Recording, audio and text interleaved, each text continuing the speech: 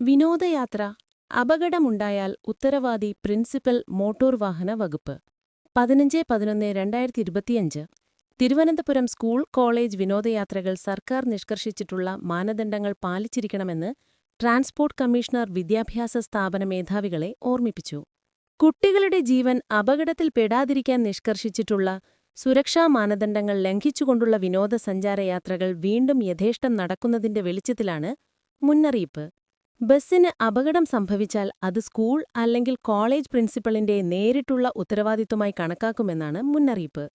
രാത്രിയാത്ര ഒഴിവാക്കണം, അനധികൃത ശബ്ദ, വെളിച്ച സംവിധാനങ്ങൾ പാടില്ല തുടങ്ങിയ നിർദ്ദേശങ്ങൾ കാറ്റിൽ പറത്തിയാണ് വിനോദയാത്രകൾ നടക്കുന്നതെന്ന ആക്ഷേപം ഉയർന്നിരുന്നു.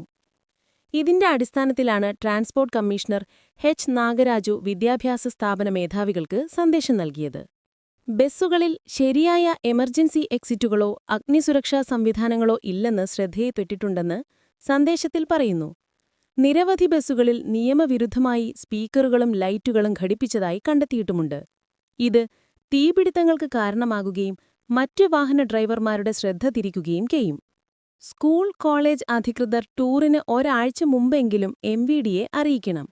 ഉദ്യോഗസ്ഥർ ബസ് പരിശോധിക്കുകയും വിദ്യാർത്ഥികളും ഡ്രൈവറും പാലിക്കേണ്ട നിബന്ധനകൾ വിശദീകരിക്കുകയും ചെയ്യും.